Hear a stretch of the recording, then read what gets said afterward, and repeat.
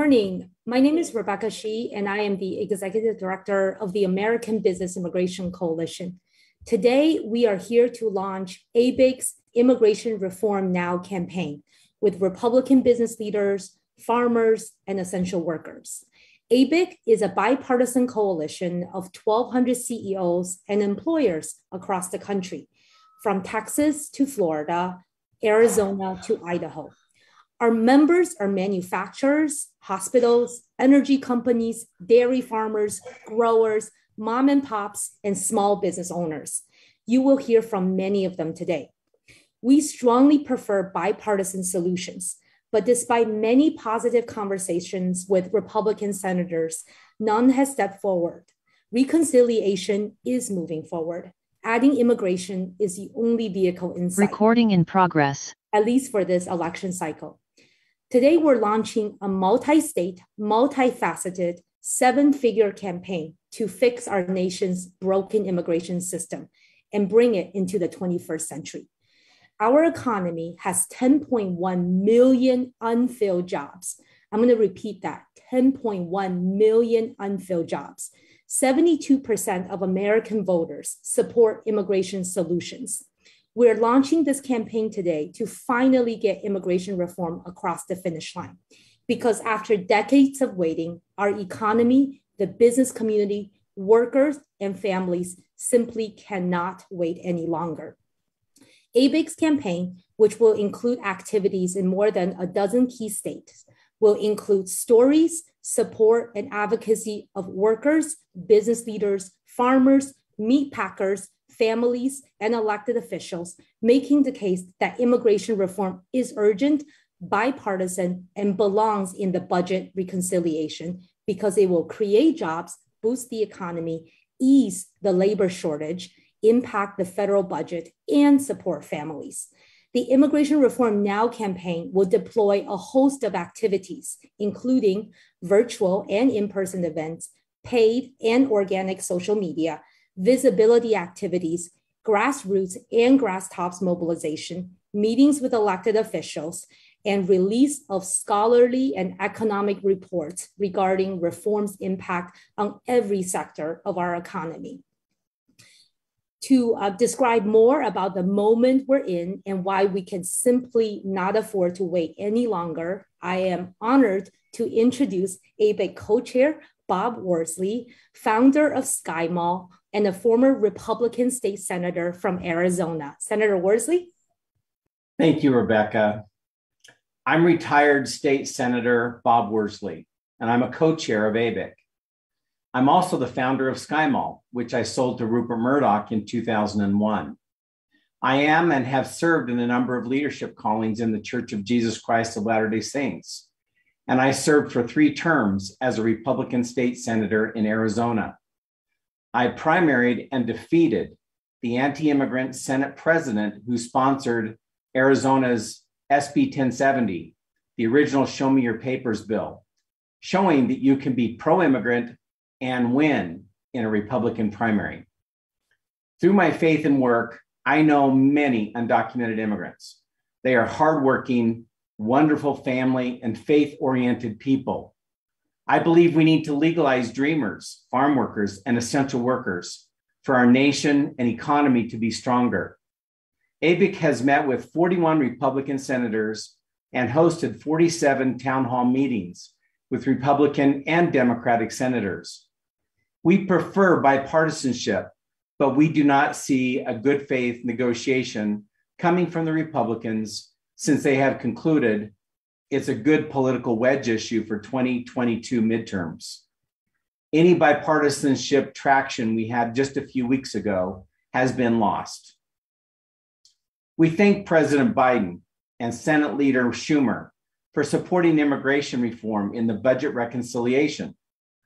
We urge Democrats to do something they can to legalize hardworking immigrants through reconciliation. Immigration reform is a perfect candidate for budget reconciliation. Immigration reform will have major implications for federal revenues, boosting the national GDP by $121 billion a year. exactly the kind of economic and budget considerations reconciliation is designed to address. We are launching this campaign to finally get immigration reform across the finish line. Immigration is an economic prosperity for all issue. It is not a race issue. The right wing will soon be drowned out by the hue and cry for more workers, filling jobs, and paying into the Social Security system to keep it solvent. It is inevitable that this groundswell asking for workers will grow, and it will force the white supremacists to step aside while we allow more immigration to occur, which will save our economy. Thank goodness we have hard workers who want to immigrate to America. Thank you. Thank you so much, Senator Worsley, for your incredible leadership. Next, I am honored to welcome one of these essential workers who has gotten us and getting us through this pandemic. Please welcome Ronnie Ponchuet, a Haitian nurse in Florida with temporary protected status. Ronnie? Good morning, Rebecca, and good morning, everyone. My name is Ronnie Ponchuet. I'm a Haitian immigrant, a worker with temporary protected status, a registered nurse and essential worker during COVID-19. I'm also a member of Family Action Network, FAM. I was granted TPS by immigration officials when the earthquake left Haiti in shambles a decade ago. Since we first came to the US, my wife and I have had 2 US-born children. We put ourselves through nursing school and bought a house in Miami-Dade, in Miami Gardens. My son is an E4 specialist in the US Army. I work at Jackson Memorial Hospital COVID-19 unit where I save lives every day. I've been in the US for 22 years now, since 1999. And since 2006, I've been a nurse. I put my life in danger on the line to save American lives. My wife and I own 3 cars and pay our mortgage. Without permanent status, we may not be able to pay our expenses and provide for my 14-year-old US citizen daughter. TPS recipients like me are workers, business owners, and taxpayers. Permanent status will allow me and my wife to be more productive and continue paying taxes. That is why I respectfully urge our members of Congress to include a pathway to legalization for TPS holders in the reconciliation bill. I would like also to share with you the 3 hopes that I have regarding my immigration status. I hope that the Dream and Promise Act can become a reality very soon. I hope that one day I can become a US citizen. And lastly, I hope that my elder son, Olivier, I can see him because I didn't see him for 22 years. I hope that one day I can see him and live the American dream. Thank you. Thank you so much, Ronnie. And thank you and your wife for saving American lives every single day. And I just wanted to make a reminder for the reporters that are on today's call. If you have a question, please feel free to send it in during the Q&A right now or during the Q&A. Next, I am honored to introduce Shay Myers, the CEO of ABIC Produce, based in Idaho and Washington. Shay? Thank you so much, Rebecca. Hello, everyone. I'm glad to be here today and talk about something that's very near and dear to my heart and essential to my family business. I'm the CEO of ABIC Produce, and we're located or have locations in Idaho and Oregon. Farmers across America have been struggling to find quality labor to work their farms for years now, for over a decade, in fact. But last year, I had to give away hundreds of thousands of pounds of asparagus to the local community because I did not have the labor I was supposed to have in order to harvest that crop. It cost us an entire year's profit. After this huge waste, I knew that I needed to do something, so I joined up with ABIC the American Business Immigration Coalition. My workers are part of my family. I celebrate with them, I mourn with them, and I pray with them. And it's part of my job to advocate for them and for the farm workers across America who are just looking for dignity, respect, and a job to support their families. Legislation is pending in the Senate that would provide that dignity, respect, and the ability to work to those that have already earned that opportunity, picking crops and putting food on your table. Over the past few months, I have met with several senators and asked them to co-sponsor the Farm Worker Modernization Act. This bill would legalize the farm workers that have been in the U.S. for years already and provide new legal pathways for new workers to come on a temporary basis. This legislation was negotiated by employers and labor, by crop and livestock farmers, and by large and small farms across the agriculture sector. We came together to compromise and to write a common sense legislation that would solve these problems. Unfortunately, none of the senators were willing to take action. Therefore, I support legalizing farm workers in the budget resolution or by whatever means this Congress can. Farmers' backs are against the wall. Suicide rate among farmers are rising because so many feel isolated, demonized, forgotten, and overlooked. Employers need labor and workers need dignity. Thank you. Thank you so much, Shay, for your words and for your incredible leadership in this work. Next, I'm honored to introduce Monse Contreras, who is a dreamer and entrepreneur and owner of Vida Mia Boutique in Texas. Monse? Hello, my name is Monse Contreras, and I'm a DACA recipient and the owner of Vida Mia Boutique, an online artisan jewelry and accessories business in San Antonio, Texas.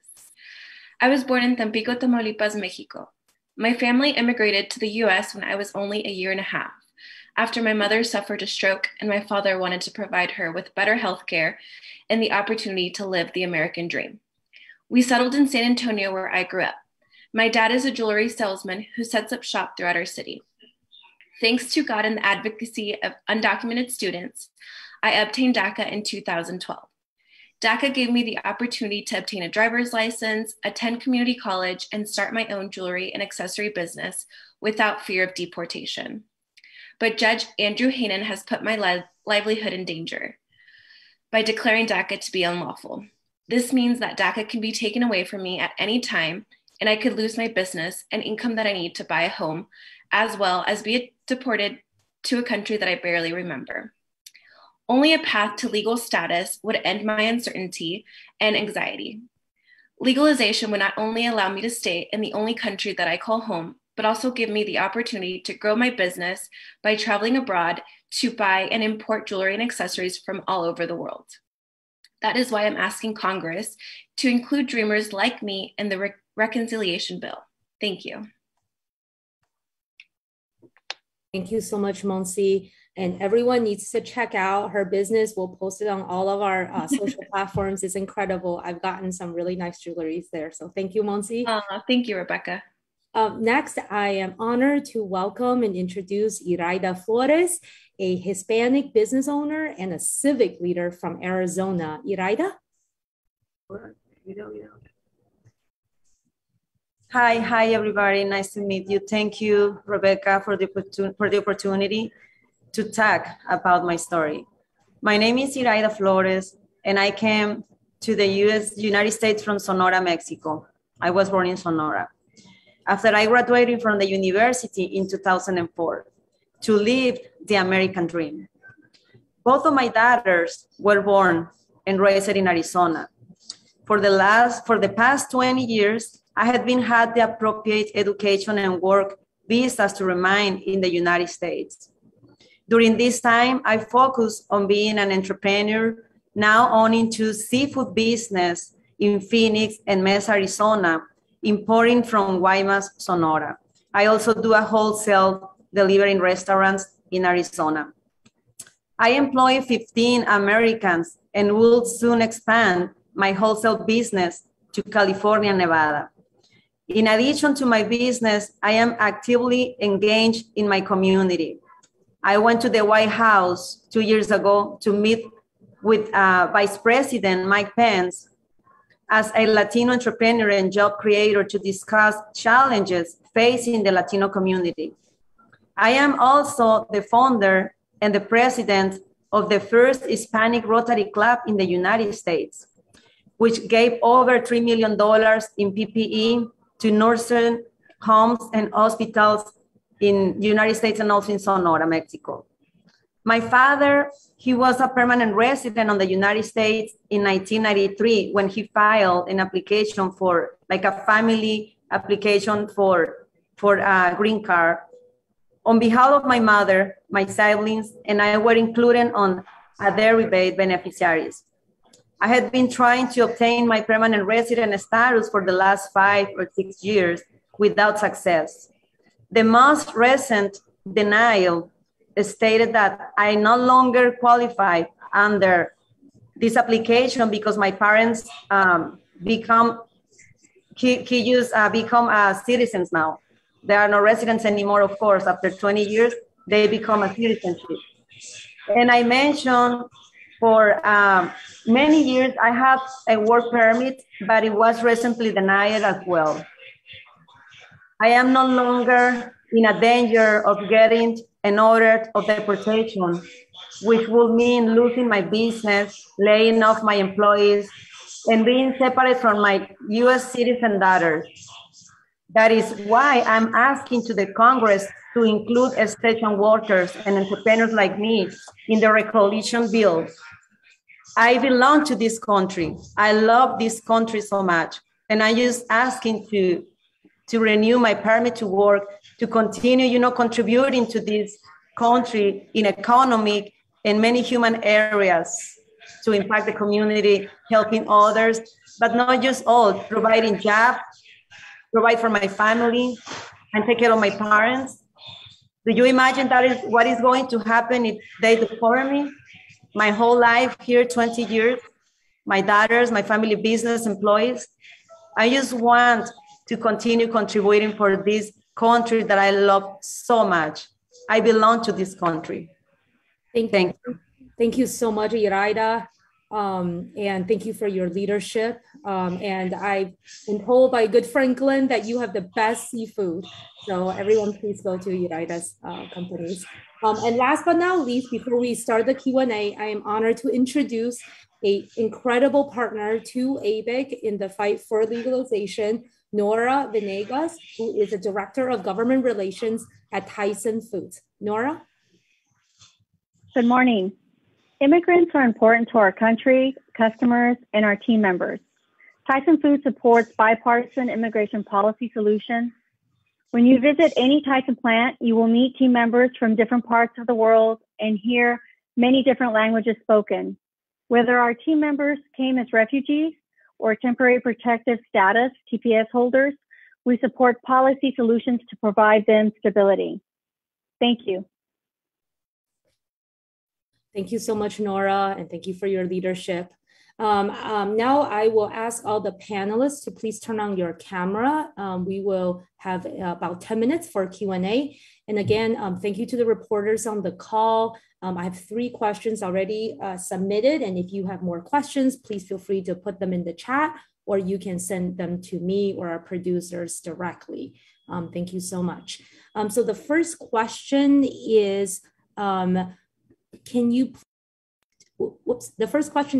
please speak to either in your own experience as employers or essential workers, the economic contribution of immigrants and why legalization of dreamers, TPS, essential workers, farm workers, you believe do belong in the reconciliation, because as you know, there has to be an economic and budgetary impact. So I think I will just give this to first to Senator Bob Worsley. Thank you, Rebecca. There is no question that immigrants who do not have documents are contributing to our economy.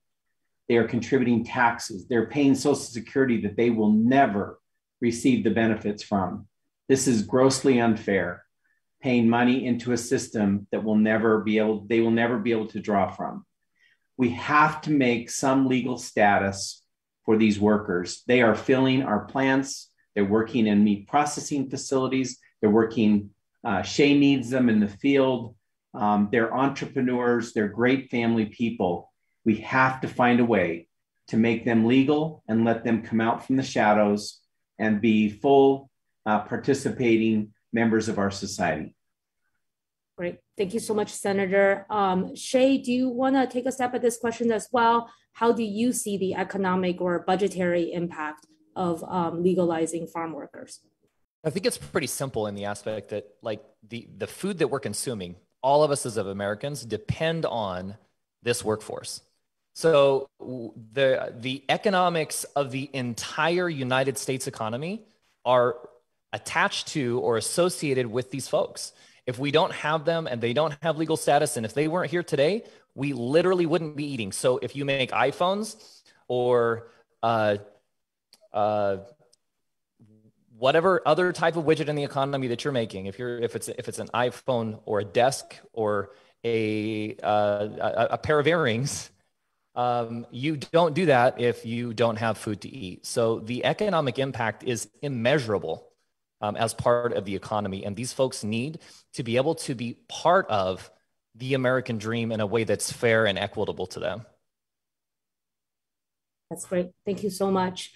I am also curious, perhaps Monsi or Iraida, in terms of the businesses that and the Americans and the jobs that you create, kind of where do you see the economic impact here of legalization? Monsi? Yes, well, like Mr. Bob was saying, just how we pay taxes just like any other Americans, and how it's just not fair that we don't, get anything in return to us. It's not fair, and something needs to be done about that. I think it's not fair that we are just asking to be permanent legally here in the United States because we want to provide and contribute to this country and help others. Also, is very important to be involved in the community and provide for our families. And also very proud that what my business can pay salaries to my employees, they can provide for their families too. I'm talking about 15 Americans here in Arizona, also in Sonora, because I import seafood from Sonora, Mexico. And I have a good relationship with Sonora and Arizona, which is important for me because I have employees in Sonora, also in Arizona. And I just in a big project to expand to another states, what is Nevada and California, to provide more jobs, to contribute more in the economy. We contribute in the economy in this country. We're not asking for anything to get back to us. We are giving back to others. And also that what Monsi says, to pay taxes and be part of the economy in this country. Thank you so much, Iraida. This is Suzanne with CQ Roll Call. Who are you primarily looking to reach with the campaign to exert maximum pressure on Congress? Is there any particular category of voters or locations being targeted?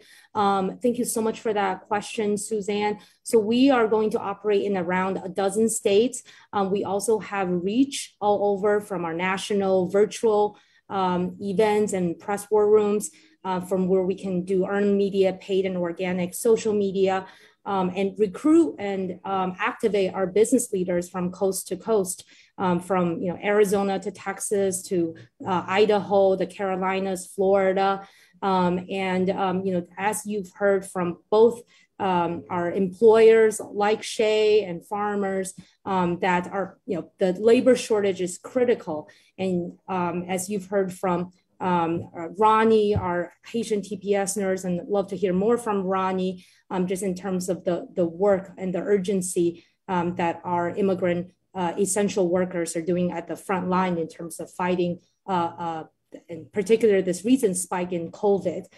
So it's going to be a 7-figure effort, all in between now and when this bill comes to the floor this fall, and for the next 8 to 12 weeks, to make sure that our Congress, our elected officials are hearing from farmers, meat packers, manufacturers, small business owners, job creators, and essential workers, that this is urgent and the time is now. Here's another question, Senator Bob Worsley, did you want to also say something? Go ahead. Thank you, Rebecca. I think it's also key to know that where I served in the Senate, Arizona has kind of an outsized situation with Senator Sinema and Kelly, 2 Democratic senators. You see them be very much in kind of that very moderate place right now, trying to represent Arizona. So I think Arizona senators will play a key role to be able to include immigration the way we want it in reconciliation. So Suzanne, to you, there'll be a key focus in who we're trying to put maximum pressure on in Congress to help us get this done. Right. Thank you so much, Senator. And Senator Bob Worsley, together with the Cato Institute, put out an op-ed this last week in the Arizona Capitol Times. Maybe Juan Carlos or James, you can drop it in the chat to talk about why immigration belongs in reconciliation. So thank you for that. The next question I have is actually from the Miami Herald, and it is for Ronnie. Ronnie, can you speak a little bit more to kind of what you are seeing in the hospital and the work that you're doing in terms of, as you said, saving American lives and treating COVID patients at this moment? Thank you, Rebecca. First of all, I would like to give you an idea about the situation of my family, for example. My wife is an LPN. She's working for elderly. And myself, as you know, I'm a registered nurse working for Jackson. And at this time, every day I work Jackson Saving Lives because my unit is a specialized unit for COVID patients. My son, like I said before, is a U.S. soldier, and he was deployed to protect America, to defend the country. So the members of my family dedicated themselves to for service and to save people, to protect America. So at Jackson, like I said, every day I take care of patients with COVID, with the respiratory distress problem, their OTUSA job. And if you don't act quickly, if you don't adjust their oxygen, if you don't monitor them frequently, they can lose their life. So like I said again, I put my life in danger because as a nurse, I'm exposed to COVID every day. And my daughter, who is 14, is exposed. My son is exposed. My wife is exposed. So it's not fair for people like myself to be denied immigration benefits. Some countries like France, I didn't read it, but I heard that the government grant citizenship to those frontline workers like nurses. So after 22 years here, and I still have this possibility of being deported, I think it's really unfair because we are American like any American. We do everything. We pay taxes, we pay our mortgage, we work very hard. The only difference, we have a temporary status. So we urge the Congress to act quickly, to do something this year, to pass the Dream and Promise Act so we can fully live the American dream. Wonderful. Thank you again, Ronnie, and your entire family and your son for your incredible sacrifice. So we are basically off time. I just want to see if anyone wants to make any concluding remarks before we wrap up. And okay, we are good. Thank you all very, very much for participating in today's press conference and the ABIC kickoff. of Immigration Reform Now campaign. We have 10.1 million unfilled jobs in our country. There's a critical labor shortage. We have essential workers like Ronnie, immigrant entrepreneurs like Monsi and Iraida, who are creating American jobs and saving American lives every day. We have entrepreneurs and business owners like Shay and Senator Worsley and Nora that are also saying that reform cannot wait. This is the year, and ABIC today announced a 7-figure coast-to-coast campaign to get this bill over the finish line, and I know we will. And I thank you, and especially thank all the reporters that were on today's call. Thank you very much, and have a wonderful weekend.